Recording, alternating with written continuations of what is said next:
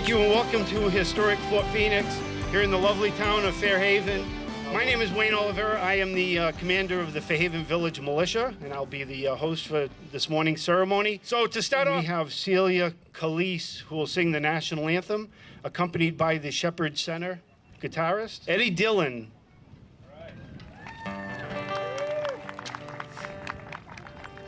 Oh, say, can you see by the dawn's early light what so proudly we hailed at the twilight's last gleaming, whose broad stripes and bright stars through the perilous fight o'er the ramparts we watched were so gallantly streaming, and the rockets' red glare, the bombs bursting in air, gave proof through the night that our flag was still there. Oh, say does that star-spangled banner yet wave o'er the land of the free and home of the brave?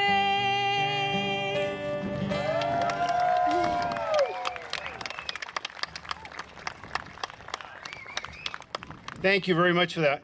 Next, we'd like to bring up Stacia Powers, who is the chair of the Fairhaven Select Board, for a reading from the Declaration of Independence, the abbreviated version, because it was 3 pages long, so we won't keep you here for that, Ms. Powers. Thank you. Now it's only 2 pages. The unanimous Declaration of the 13th United States of America. When, in the course of human events, it becomes necessary for one people to dissolve the political bands which have connected them with one another, and to assume among the powers of the earth the separate and equal station to which the laws of nature and the nature's God entitle them. A decent respect to the opinions of mankind requires that they should declare the causes which impel them to the separation. We hold these truths to be self-evident, that all men are created equal, that they are endowed by their Creator with certain unalienable rights, that among these are life, liberty, and the pursuit of happiness. That, to secure these rights, governments are instituted among men, deriving their just powers from the consent of the governed, that whenever any form of government becomes destructive of these ends, it is the right of the people to alter or to abolish it, and to institute new government, laying its foundations on such principles and organizing its powers in such form as to them shall seem most likely to affect their safety and happiness. Prudence, indeed, will dictate that governments long established should not be changed for light and transient causes, and accordingly all experience hath shown that man is more disposed to suffer while evils are sufferable than to right themselves by abolishing the forms to which they are accustomed. But when a long train of abuses and usurpations, pursuing invariably the same object, evinces a design to reduce them under absolute despotism, it is their right, it is their duty to throw off such government and to provide new guards for their future security. Such has been the patient sufferance of these colonies, and such is now the necessity which constrains them to alter their former systems of government. The history of the present King of Great Britain is a history of repeated injuries and usurpations, all having indirect object the establishment of an absolute tyranny over these states. To prove this, let facts be submitted to a candid world. In every stage of these oppressions, we have petitioned for redress in the most humble terms. Our repeated petitions have been answered only by repeated injury. A prince whose character is thus marked by every act which may define a tyrant is unfit to be the ruler of a free people. Nor have we been wanting in attentions to our British brethren. We have warned them from time to time of attempts by their legislature to extend an unwarranted jurisdiction over us. We have reminded them of circumstances of our emigration and settlement here. We have appealed to their native justice and magnanimity, and we have conjured them by ties of our common kindred to disavow these usurpations, which we inevitably interpret our connections and correspondence. They too have been deaf to the voice of justice and consanguinity. We must therefore acquiesce in the necessity which denounces our separation and hold them, as we hold the rest of mankind, enemies in war and peace friends.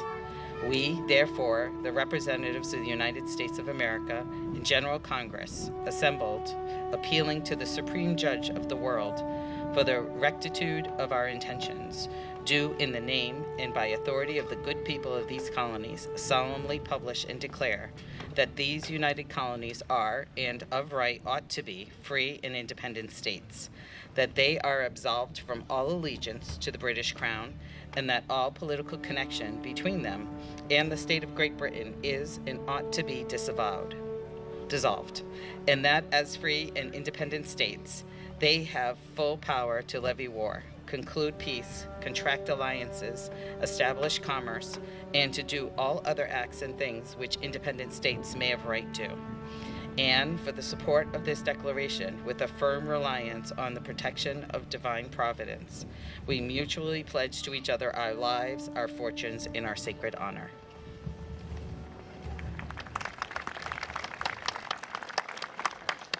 Thank you, Mrs. Powers.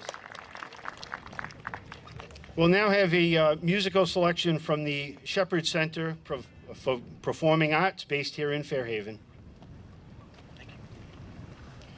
Hello, everyone. My name is Brian Knight. We've started a performing arts center here in Fairhaven. It's downtown, right next to Town Hall. If you ever get a chance to come down there, we have schedules going on. I'm going to give you a website, theshepherdcenter.org. That's all I'm going to talk about that. Now, this is a day of inclusion. We're going to have a couple of music presentations today. Right. So first of all, Eddie Dillon. Thank you, everybody. We're going to sing a couple of patriotic songs here. This first one, I love singing it because it was written about 30 miles maybe over that way, right near Woods Hole. There was a woman by the name of Kathy Lee Bates. She wrote this song in 1874 and wrote the lyrics to it. The music was put on by somebody else. The second song I'm going to sing, I love singing it because it was written by a fellow who was born in Moscow. He moved to New York and grew up there and became one of America's greatest songwriters. Of course, I'm talking about Irving Berlin. For beautiful, for spacious skies, for amber waves of grain. Sing it with me. For purple mountains' majesty above the fruited plain. America,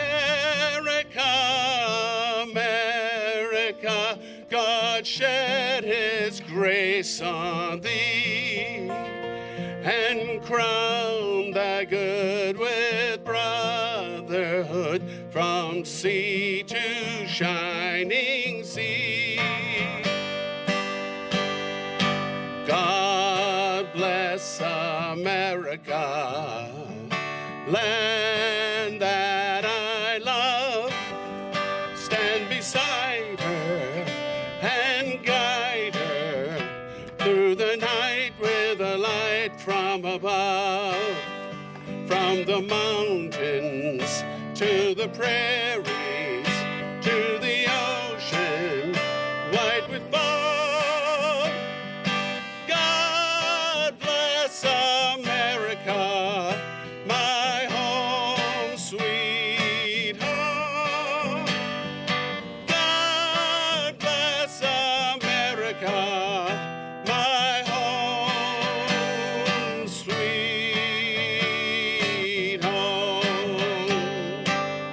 God bless you all. Happy 4th.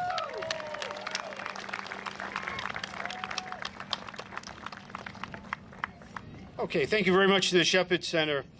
Just a very brief history of the fort before we move on to the cannon firing, which is I'm sure you're all here for. As we stand here in one of the most beloved spots, we think about all of the history that surrounds us here and the role that Fairhaven played in the War for Independence. Here is just a short timeline.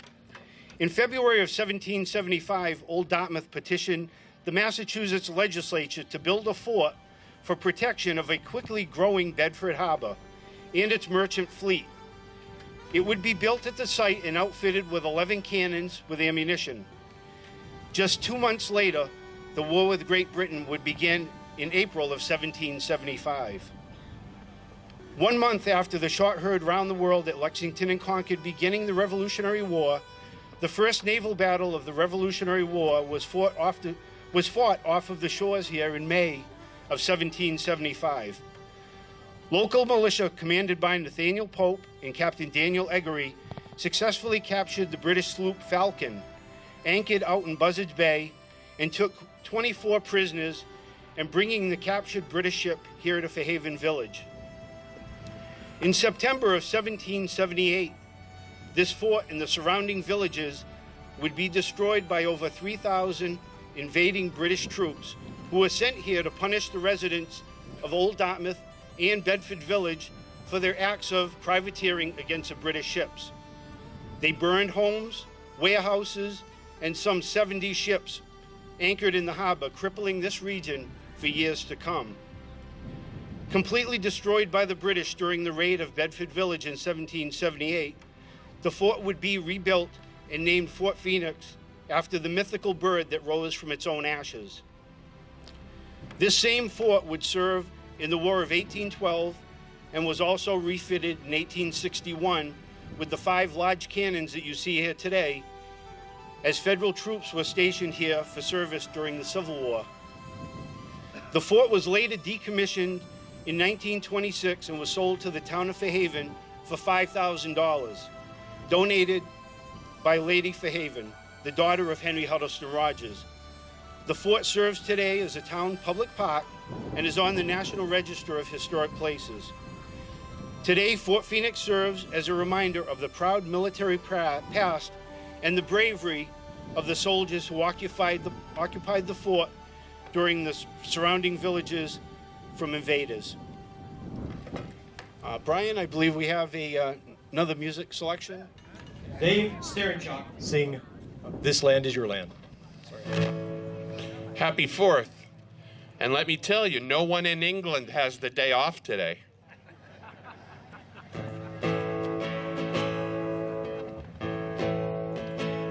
This land is your land, this land is my land. From California to the New York Island, from the Redwood Forest to the Gulf Stream waters. This land was made for you and me.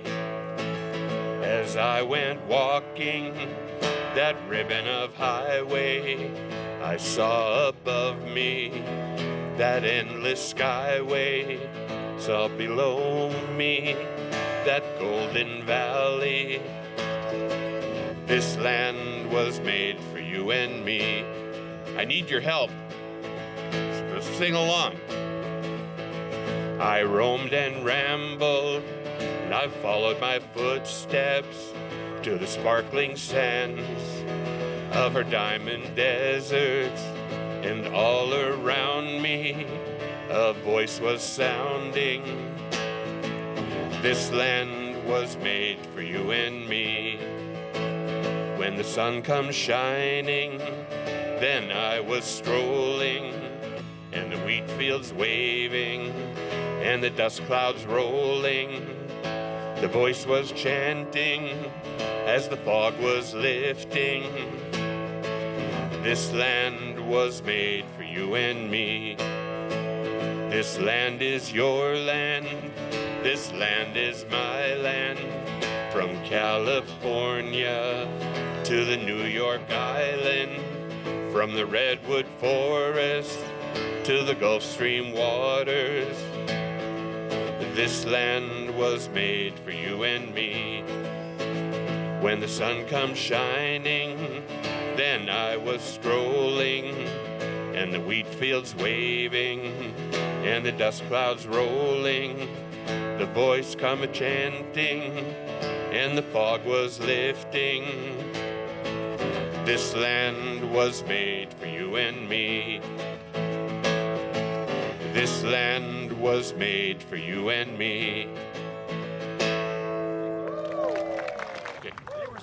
Thank you. Wayne's wearing many hats today, not just this hat. And let's give Wayne a round of applause for helping put this thing on, and all of the volunteers here. You know, the Shepherd Center, we're here. Let me see, Fairhaven Village Militia, thank you. The Parade and Car Cruise Team, that's John Medeiros, Vicky, and Wayne Oliveira. Fairhaven Police, let's give them a round of applause, come on. They're working for us all the time. And many volunteers who are help make this thing happen. They're innumerable. And I've seen it time and time again. Some things need to happen. Somebody in this town is going to step forward and help. That's the way this town is. Up next, by popular demand, I don't know if you guys were standing in the rain last year listening to this guy sing, but he drew the people back. We've got Ross Wachurski. Ross, you ready? Yeah, I'm ready. Here, you go, plug that in. Really lucky to be performing. I know you are. Last year it started raining. I thought of my Nana, and I was like, this must be tears of joy. This goes out to the guys that have to travel around the world and fight battles and stuff like that. This is Johnny Cash. I've been everywhere. I was towing my pack along the dusty Winnemucca Road when along came a semi with a high-end canvas-covered load. And if you're going to Winnemucca, Mac, with me you can ride. And so I climbed into the cabin, then I settled down inside. He asked me if I seen a road with so much dust and sand, and I said, listen. I've traveled every road in this here land. I've been everywhere, man. I've been everywhere, man. Cross the desert bare, man. Breathe the mountain air, man. Of travel I had my share, man. I've been everywhere.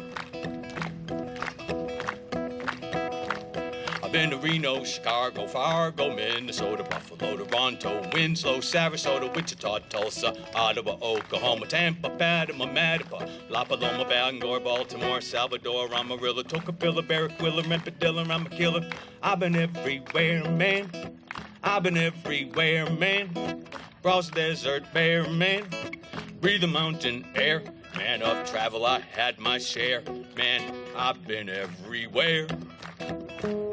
Been to Boston, Charleston, Dayton, Louisiana, Washington, Houston, Kingston, Texarkana, Merida, Faraday, Santa Fe, Tallapalooza, Gun Rock, Black Rock, Little Rock, Oskaloosa, Hennessy, Tennessee, Chickers, Peas, Pierre Lake, Grand Lake, Devil Lake, Crater Lake, for peak's sake.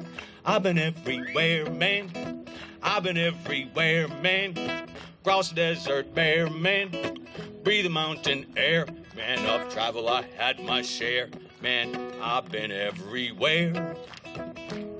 I've been to Louisville, Nashville, Knoxville, Auburn, back to Sheffield, Jacksonville, Waterville, Costa Rica, Pittsfield, Springfield, Bakersfield, Shreveport, Hackensack, Cadillac, Fond du Lac, Davenport, Idaho, Jellicoe, Argentina, Diamantina, Pasadena, Catalina. See what I mean? I've been everywhere, man. I've been everywhere, man. Cross the desert bare, man. Breathe the mountain air, man. Of travel I had my share, man. I've been everywhere. All right, where else I been? I've been to Pittsburgh, Parkersburg, Private Colorado, Ellsberg, Rexburg, Vicksburg, El Dorado, Larimer, Atmore, Havre, Straw, Chattanooga, Chaska, Nebraska, Alaska, Opelika, Baraboo, Waterloo, Kalamazoo, Kansas City, Sioux City, Cedar City, Dodge City, what a pity. I've been everywhere, man. I've been everywhere, man. Cross the desert bare, man. I breathe the mountain air, Man, of travel I had my share. Man, I've been everywhere.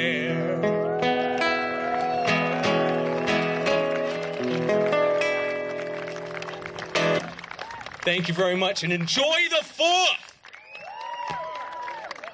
And now he's in Fairhaven. Yeah. All right. Thank you again. Another round of applause for the Shepherd Center for Performing Arts. Great job, folks. They volunteered all of the sound equipment and music. They were a tremendous help to us in making this ceremony possible. So now for the moment you've been waiting for, the firing of the 5 Seacoast cannons. A little bit about that. So prior to the Civil War, Fort Phoenix was the only fort in the area. So Fort Phoenix protected the village, Bedford Village, Old Dartmouth, Fairhaven Village. And later, as the fort progressed, you heard in the history, the federal government took over the fort and manned it for the Civil War. Although we never saw any action here, Fort Phoenix was ready, and also Fort Tabor down at the tip of New Bedford. So in theory, as an enemy ship would approach, you would have to skirt the guns of Fort Tabor, try to make a wide swing, and then also be able to skirt the guns of Fort Phoenix. So that's why the 2 forts were put in the position they were. The cannons we're going to be firing today are from 1862. They are a Civil War vintage cannon. And Fairhaven, I think, is proud to be able to boast that we are one of the few forts on the East Coast that fires a cannon of that size. That fires a 5-inch cast iron ball. It would have been packed with 10 pounds of gunpowder, and then some wadding, and then a ball. They also would have used pieces of chain or nails, and as the ship would approach, if it was a sailing vessel, they would take out the sails, and once they had no power, they were now dead in the water, and they could continue to shoot at them. So these cannons would start firing approximately when the ship was out at Butler's Flat Lighthouse, approximately a mile away. And then they would continue to fire as they approached the harbor. So what we're going to do for you today is show how very, very slow that process was.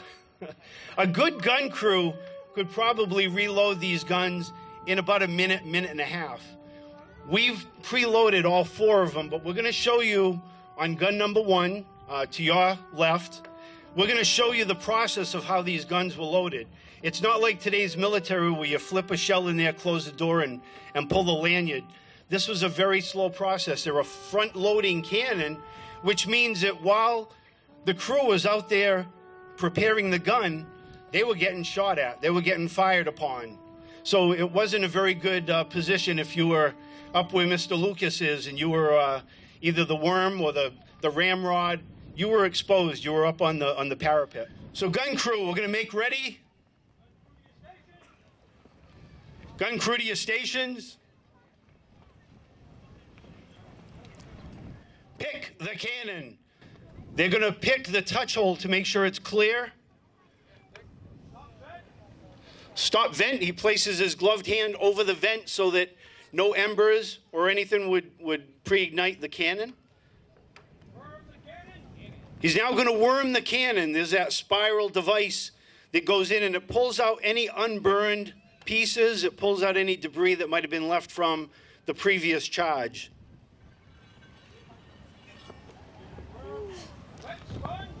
Okay, they now put a wet sponge down the bore. So again, if we're rapid firing, any embers that were left in there, when you go to put that next 10 pounds of gunpowder, you're in for a surprise. So they would wet sponge, and then the next order would be dry sponge. So now the cannon is empty and prepared. Now they would bring forth the charge. The charge is a 10-pound bag of a burlap bag filled with gunpowder. Then there would be some cloth wadding, and then there would be a 5-inch, 24-pound iron ball. Ram down. They're going to ram the charge all the way down to the end of the barrel where the pick is. The pick will cause a little hole in the 10 pounds of gunpowder, and that's where the fuse will go. He's going to pick the charge.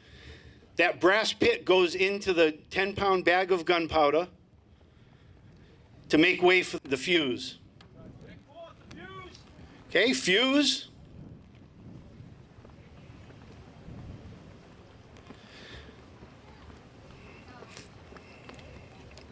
Now, these young men that were bringing the charge and the wick, they were called the powder monkeys.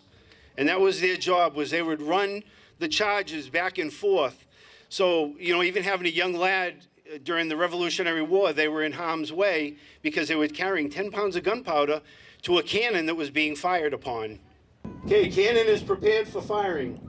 We have with us the select board members this morning. We have 4 of them, and then we will have a couple of members of the DAV, our veterans agent, Mr. Mike Jenny, who has been very helpful to us this morning. So number 1 will be Ms. Stacia Powers, the chair of the select board. Give him hell, Stacia. Give him hell. We are going to rate you on what you hit, so.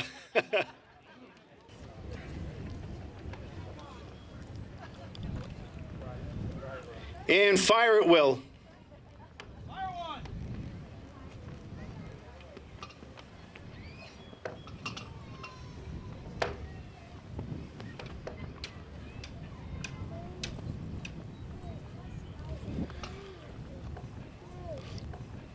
So it's-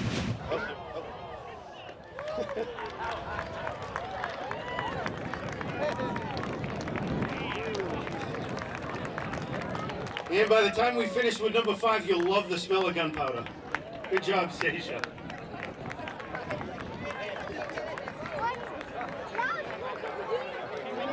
Okay, next I believe we'll go in seniority. Mr. Charlie Murphy, who is the vice chair of the select board, will fire number 2. And this is a little bit like hitting a moving target. There would have been a little more defined with the fuse, but for safety reasons, we do it this way.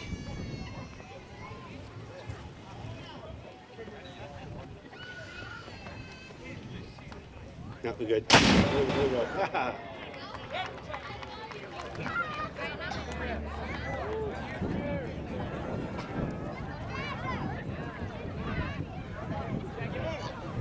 Next, we have Andrew Saunders, select board member, who is the clerk of the select board. Firing number 3.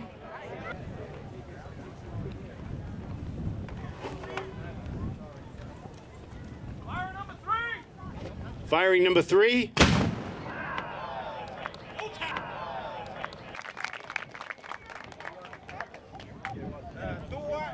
Next will be, for number 4, will be select board member Andrew Romano.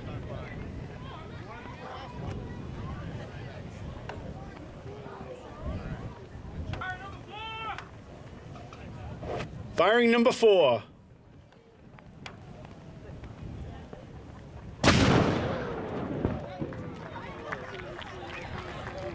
You can hear the echo as it starts to go over New Bedford Harbor. Yep, yeah, we'll go all 3. And number 5 will be fired by our veterans agent and a gentleman from the DAV, and we have someone representing the Army. So thank you to our veterans today.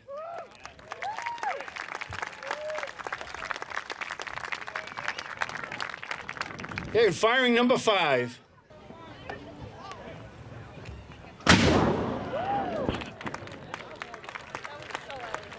And that's it, all 5 successfully fired. Good job, cannon crew.